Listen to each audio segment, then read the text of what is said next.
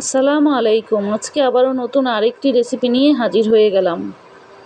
আজকে মলায়া শুটকি ভুনা করে দেখাবো। এভাবে মলায়া শুটকি ভুনা করলে খেতে ভীষণ মজা লাগে। গরমে আমাদের সবারই কম বেশি খাবারে অরুচি থাকে। এভাবে শুটকি ভুনা করলে নিমেষেই 1 প্লেট ভাত খেয়ে ফেলতে পারবেন। আমি মলায়া শুটকিগুলোকে এভাবে মাথা ফেলে কেটে নিয়েছি। এবার একটি কড়াইতে আমি শুটকিগুলোকে দিয়ে হালকা করে একটু ভেজে নেব। ভাজা হয়ে গেলে এবার শুটকিগুলোকে আমি কিছুক্ষণ ভিজিয়ে রাখব। খুব ভালোভাবে ধুয়ে পরিষ্কার করে নিয়েছি।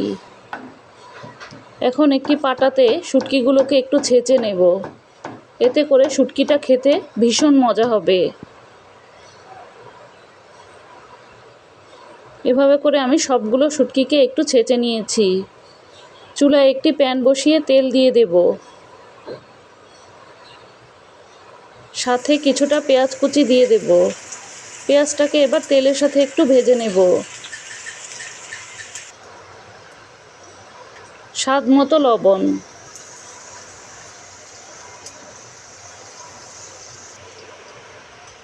পেঁয়াজটা ভাজা হয়ে গেলে আধা চা চামচ হলুদের গুঁড়া দিয়ে দেব। 1 চা চামচ লাল মরিচের গুঁড়া।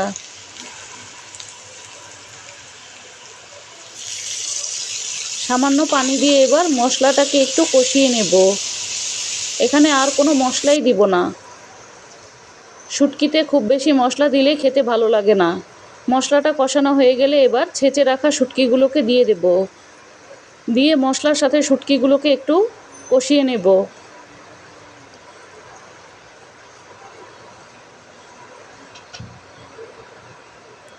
সাথে রসুন দিয়ে দেব। আমি 3টি দেশি রসুনকে এভাবে কোষ খুলে নিয়েছি। রসুনের পরিমাণটা আমি বেশিই দিয়েছি, আপনারা চাইলে কমিয়ে দিতে পারেন। রসুন আর শুটকিটাকে এখন একটু ভালোভাবে কষিয়ে নেব। কষিয়ে নেওয়া হয়ে গেলে শুটকিটা সিদ্ধ হবার জন্য আমি একটু পানি দিয়ে দেব।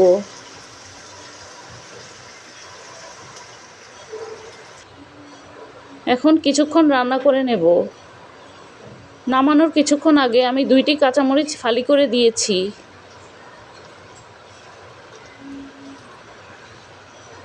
এখন আরও কিছুক্ষণ রান্না করে নেব। এখন আমার শুটকি রান্নাটা হয়ে গেছে।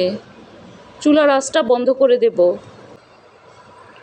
মলায়া শুটকিটা এখন পরিবেশনের জন্য তৈরি। এভাবে করে শুটকি ভুনা করে খেয়ে দেখতে পারেন। খেতে কিন্তু ভীষণ মজা হয়। ভিডিওটি যদি ভালো লেগে থাকে একটি লাইক দিতে পারেন। নতুন নতুন ভিডিও পেতে পেজটিকে ফলো বা সাবস্ক্রাইব দিয়ে পাশেই থেকে যেতে পারেন।